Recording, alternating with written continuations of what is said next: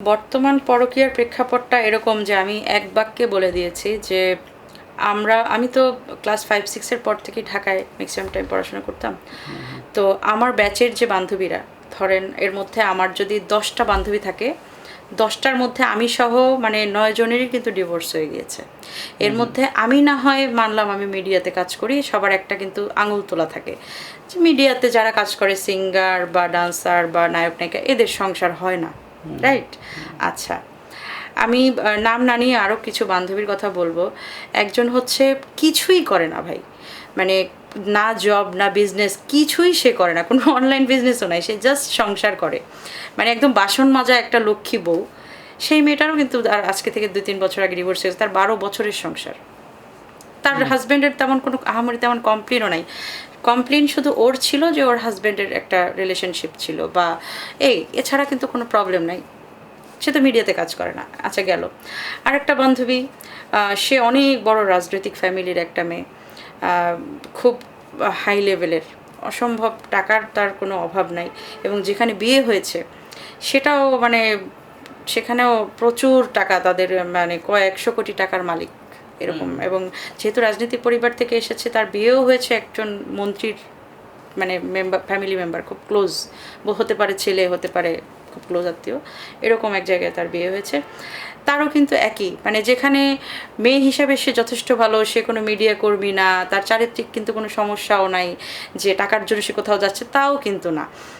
এত কিছু থাকার পরেও তারও কিন্তু দিন শেষে ডিভোর্স হয়ে গেলো। ইভেন এমন না যে তার বাচ্চা হয় না, এরকম কোনো প্রবলেম, তাও না, তারও বাচ্চা হয়েছে এবং একটা সার্টেন টাইমে সে ডিভোর্স হয়ে গেলো। কি ঘটনা? কি পরকীয়া। তো এরকম অসংখ্য ফ্রেন্ড আছে আমার, মানে আমারই ক্লাসের। তো আমি একটু অবাক হই, আমাদের জেনারেশনটা যে এত পরিমাণ পরকীয়ার কারণে সংসারগুলো ভাঙছে, পরকীয়াটাতে যে এমন একটা নেশা হয়ে দাঁড়িয়েছে, এটা ছেলেদেরও আছে মেয়েদেরও আছে। তবে হ্যাঁ, এখানে আমরা প্রতিবাদ করতে পারি বা এটা বন্ধ করার ছোট্ট একটা ওয়ে আছে, সেটা হচ্ছে আমরা মেয়েরা যদি একটু সচেতন হই। ধরেন একটা মানুষের হাজব্যান্ড এসে যদি আমার সাথে প্রেম করতে চায় বা একটা রিলেশনশিপে যেতে চায়, আমার মাথায় একটা সেন্স থাকতে হবে আমার তো হাজব্যান্ড আছে ঘরে। আচ্ছা, সামহাউ আমরা দিন শেষে মানুষ, যদি কোনো একটা রিলেশন ফ্রেন্ডশিপ থেকে একটু আগে বাড়ে, তখন জিনিসটা কন্ট্রোল করে ফেললে হয়তো বা এটা আর খারাপ পর্যায়ে যায় না বা ডিভোর্সের পর্যায়ে যায় না। হতে পারে, মানুষ ভুল করে না। ধরেন হাজব্যান্ডের টর্চারের কারণে বা যে কোনো পারিবারিক অশান্তি বা যে কোনো কারণে চলার পথে একটা ম্যারিড মেয়ের একটা ছেলের সাথে কথা হলোই, এরকম ফ্রেন্ডশিপ হলো, কিন্তু একটা জায়গায় গিয়ে তার কি মনে পড়া উচিত না যে তার একটা ঘরে বাচ্চা আছে, তার স্বামী আছে, এগুলোকে ফেলে ওর সাথে যাওয়াটা ঠিক হবে না, বা ওরও তো সংসার আছে। তবে দুই পক্ষেরই একটা লিমিটেশন রাখা উচিত। এবং এটা জাজ করার বা এটা সিদ্ধান্ত দেওয়ার কিন্তু আমি কেউ না, কিন্তু তারপরেও লিমিটেশনটা মাথায় থাকলে কিন্তু এই পরকীয়ার কারণে সংসারগুলো ভাঙতো না। আচ্ছা, নারী পুরুষ মানে নির্বিশেষে আমি এক পক্ষকে দোষ দিব না। দোষ কিন্তু 50-50 দুই পক্ষেরই। হয়তো বা কারো দোষ একটু বেশি একটু কম হতে পারে, তবে এটার মেইন দোষ কাদের জানেন? মেইন দোষটা হচ্ছে আমাদের রাষ্ট্রীয় অবকাঠামোতে, আমাদের আইনে এরকম কোনো কঠিন শাস্তিই তো নেই। হ্যাঁ, এরকম কোনো কঠিন শাস্তি নেই। এটা যে কত বড় মানে একটা অপরাধ, এই পরকীয়াটার কারণে যে কতগুলো মানুষ প্রতারিত হচ্ছে, কষ্ট পাচ্ছে। ধরেন না, একটা ফ্যামিলিতে একটা মানুষ যদি মারা যায়, হ্যাঁ এটা কিন্তু মেনে নেওয়া যায়, কারণ মানুষটা মারা যায় কিন্তু বয়স হলে, মানে আমাদের সমাজে মানে মানুষ বয়স হলো, রোগ হলো, অসুস্থ হলো, মারা গেল, ফ্যামিলিটা কিন্তু এই দুঃখটা কাটিয়ে ওঠে। একটা মানে মানুষ মাথায় একটা থাকে যে না, মানুষটা চলে গেছে দুনিয়া থেকে।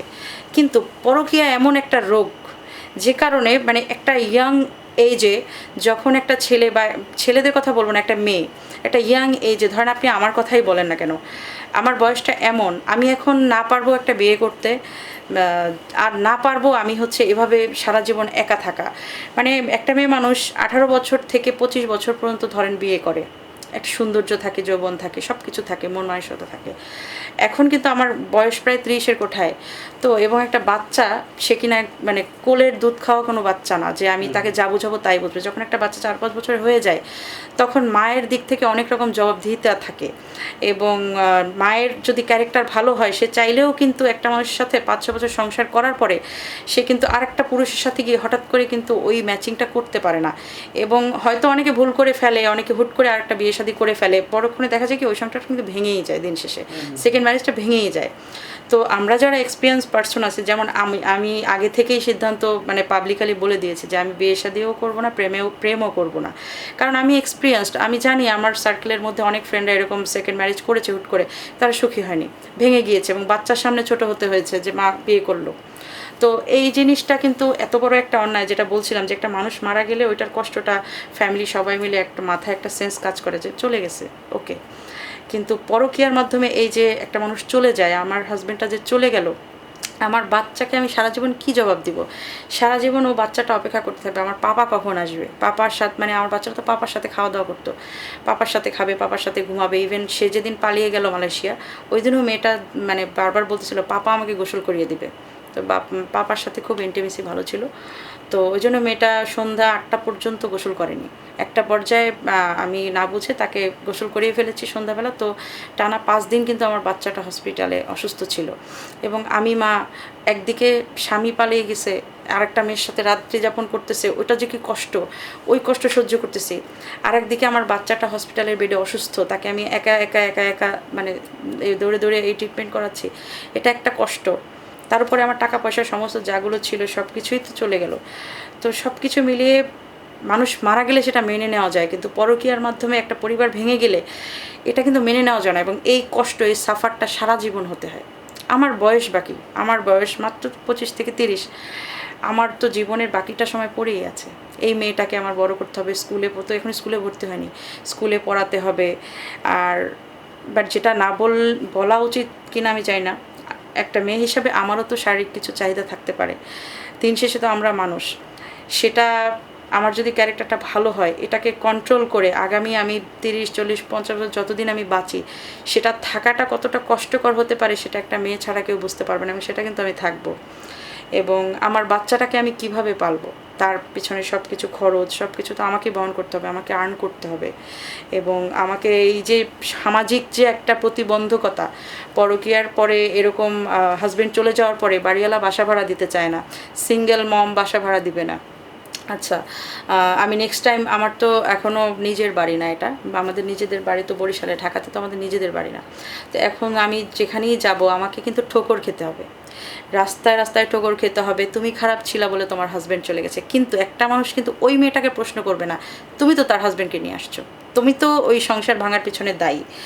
তো এই পরকীয়াটার কারণে যাদের সংসার ভাঙে, বাংলাদেশের যারা আইন প্রয়োগ করে বা আইন তৈরি যারা করে, তাদের ওই মহলের কাছে আমার একটা হাত জোড়ে একটা রিকোয়েস্ট থাকবে যে এই মানুষগুলোর মধ্যে যদি কেউ কোনো দিন এই পরকীয়ার দ্বারা আঘাতপ্রাপ্ত হয়ে থাকেন, আপনাদের কারো যদি কোনো দিন সংসার ভেঙে থাকে, কারো বউ বা হাজব্যান্ড যদি পরকীয়া করে থাকে, যারা আইন তৈরি করেন বাংলাদেশের, তারা প্লিজ এই ব্যাপারটা একটু মাথায় রাখবেন, একটু ভেবে দেখবেন।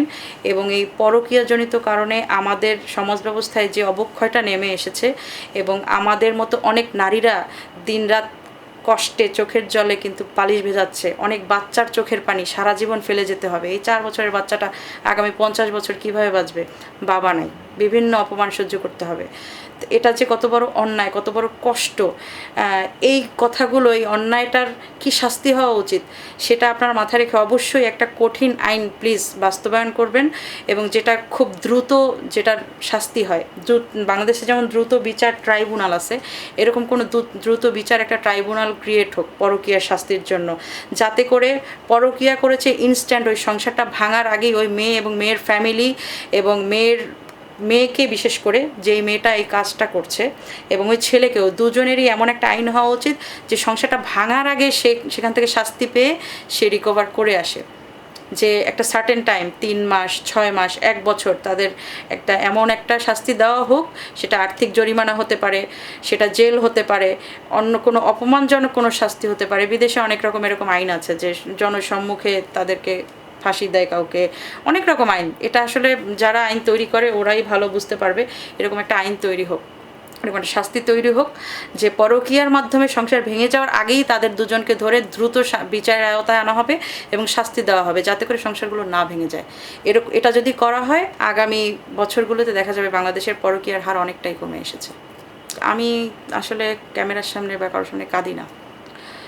আমার যখন বাবা মারা গেছে তখন ঢাকা থেকে যাওয়ার সময় কাঁদতেছিলাম, তো যখন বরিশালে গিয়ে নামলাম সেই থেকে একদম টানা 3 দিনের মিলাদ পর্যন্ত আমার চোখ থেকে কেউ এক ফোঁটা পানি পড়তে দেখেনি। এবং আমি টোটাল টাইমটাই হচ্ছে যারা মেহমান আসছে ওদেরকে শরবত দিচ্ছিলাম, খাওয়াচ্ছিলাম এবং ওইটা নিয়ে বিজি ছিলাম, যাতে করে আমার অন্য কান্নার দিকে কনসেন্ট্রেশন না আসে। কারণ আমার 2টা বোন, মা, এদের সবার গার্ডিয়ানই আমি। আমার চোখে পানি দিলে তারা ভেঙে পড়বে। তো যখনই 3 দিন আমি কাঁদিনি, আমার অনেক আত্মীয় স্বজন পেছনে মানে ঠাসাঠাসি করতেছে আর বলতেছিল, কেমন মেয়ে, মিডিয়াতে কাজ করে, কোনো মায়া দয়া কিছু নাই, এতে আসলে মন থাকে না, বাবাটা মারা গেল একটু কাঁদলেও না। এই কথাগুলো মনে গেঁথে গেছে। তো 3 দিন পর যখন ঢাকায় আসলাম, ঢাকায় আসার পর টানা 3 মাস আমি বাড়ি ভাড়া ডিওএইচএসে একটা বাসাতে থাকতাম। টানা 3 মাস আমার বুয়া হাজারো দরজা নক করছে, আমি দরজা খুলি নাই। টানা 3টা মাস খেয়ে না খেয়ে একইভাবে একই রুমের মধ্যে শুধু কাঁদতাম। ওই কান্নাটা তো কাউকে আমি দেখানোর জন্য কাঁদবো না, আমার ব্যক্তিগত কষ্ট, ব্যক্তিগত কান্না। তো আমার হাজব্যান্ড যেদিন চলে আসছে ব্যাগ ট্যাগ নিয়ে চলে গেছিলো চৈতির ওখানে, তখন তো আমি জানতাম না তার সাথে